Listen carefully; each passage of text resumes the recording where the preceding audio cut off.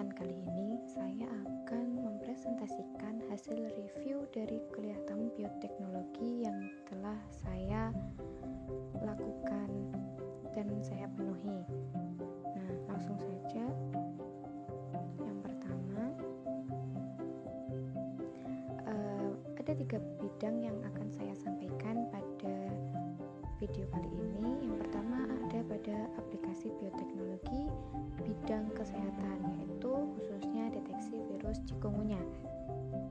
Nah, apakah kalian tahu nyamuk merupakan salah satu vektor penyebab penyakit?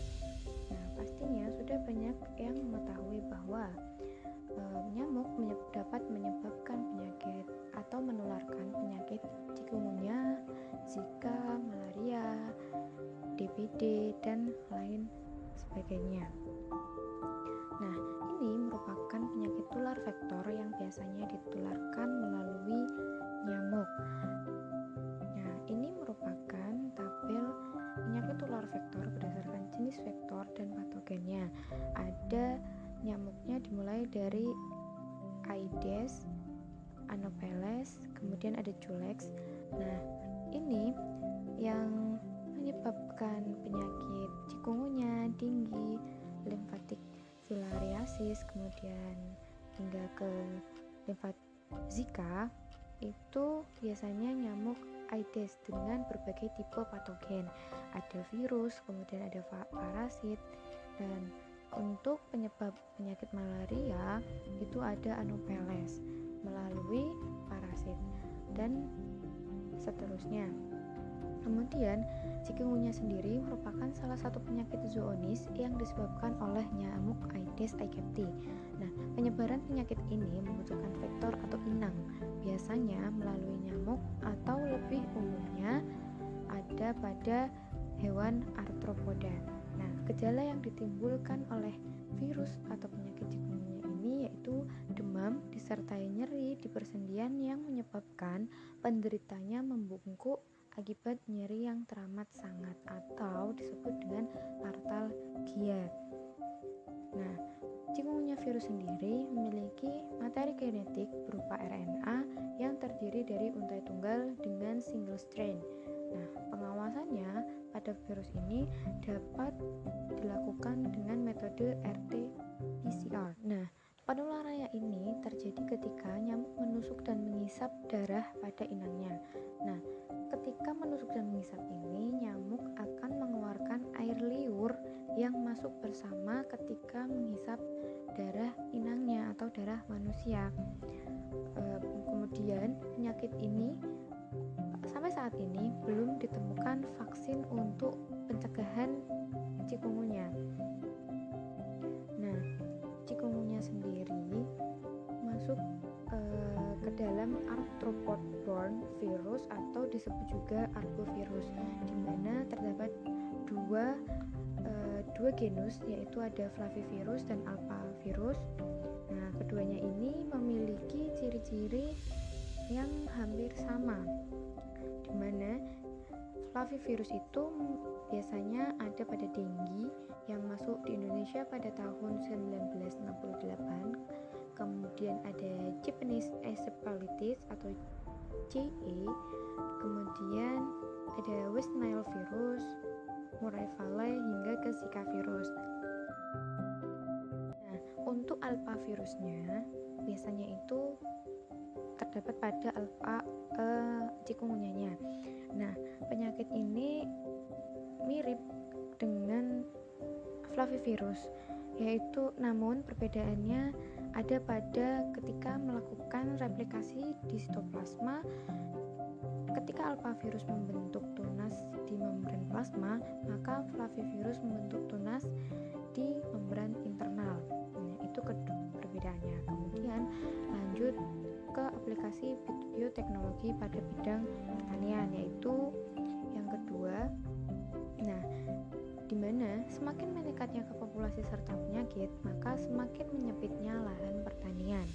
Nah, solusinya perlunya produktivitas dalam pemupukan, kemudian ketersediaan nutrisi yang cukup, kemudian adanya pupuk namun tidak berlebihan. Nah, yang pertama ada analisis genom yang dimana berfungsi untuk mengetahui bagian mana yang menguntungkan atau tidak. Kemudian adanya manipulasi genom yang berfungsi untuk memanipulasi melalui kultur jaringan dengan menggunakan tanaman yang memiliki sifat totipotensi. Nah, ada juga kultur in vitro. Nah, di mana kultur in vitro ini berfungsi untuk memodifikasi tanaman melalui jaringan dan organ selnya. Namun, yang paling utama untuk kita pelajari yaitu ada pada kultur in vitronya. Kenapa? Karena ketika kita tidak bisa melakukan kultur in vitro, maka kita tidak bisa pula melakukan analisis genom ataupun memanipulasi genom.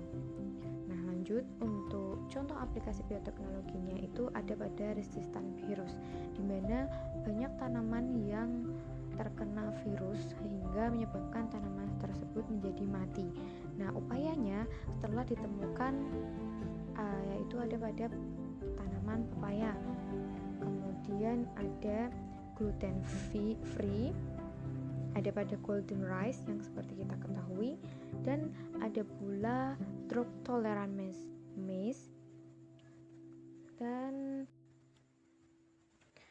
golden rice ini biasanya padi yang di enrice beta karotennya, kemudian jagung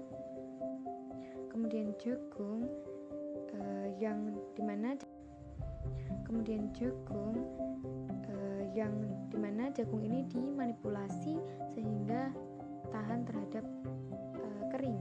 Dan pisangnya biasanya yaitu pisang yang diperkaya akan vitamin A. Nah, lanjut ke aplikasi bioteknologi pada bidang lingkungan.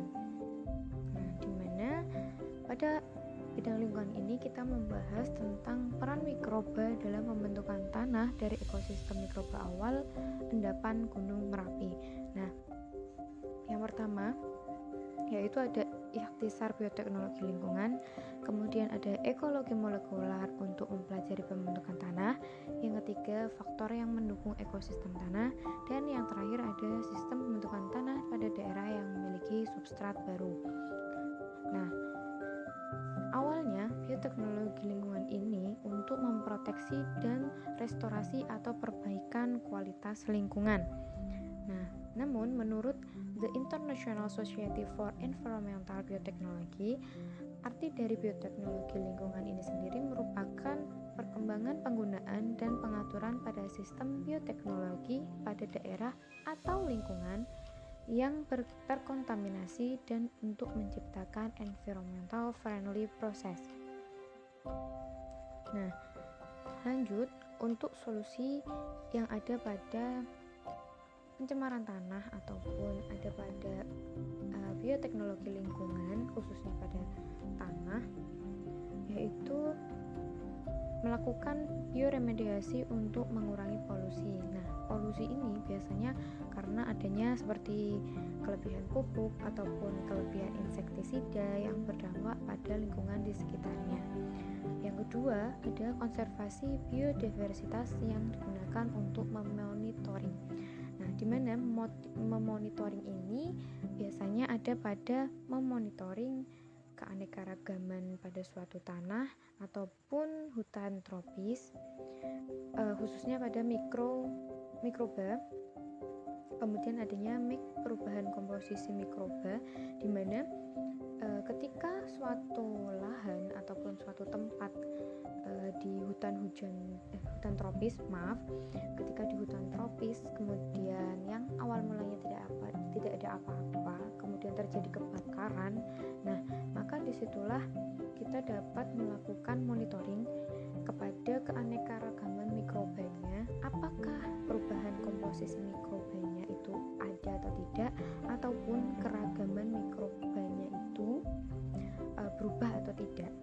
Nah, yang terakhir ada create alternative energy source, ataupun biasanya ada pada biofuel atau bioplastik. Nah, di sini biasanya kita melakukan alternatif seperti ada beberapa alga yang bisa dijadikan sebagai pengganti bahan bakar minyak yang berbahan dasar fosil, ataupun kita menggantikan plastik yang sedang booming pada saat sekarang, dimana plastik itu sangat-sangat menjadi sampah yang besar bagi Indonesia.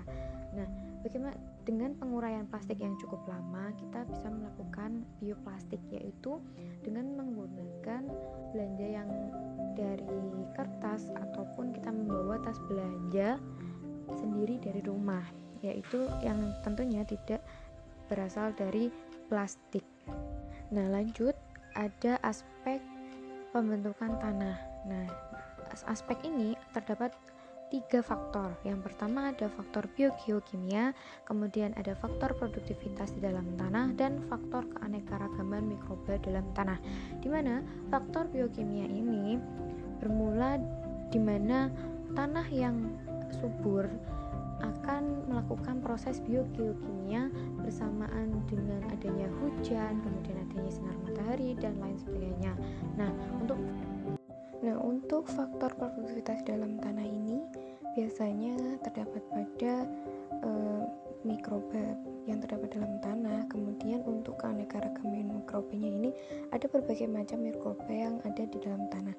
Kemudian selanjutnya ada kolonisasi mikroba pada substrat yang baru, kemudian suksesi mikroba sebelum ada kolonisasi tanaman, dan suksesi mikroba setelah disuksesi oleh tanaman. Nah, ketiganya ini merupakan satu kesatuan dalam bioteknologi lingkungan ataupun satu kesatuan yang ada di dalam tanah. Nah, sekian presentasi dari saya, kurang lebihnya saya mohon maaf. Wabillahi taufiq wal hidayah. Wassalamualaikum warahmatullahi wabarakatuh. Terima kasih.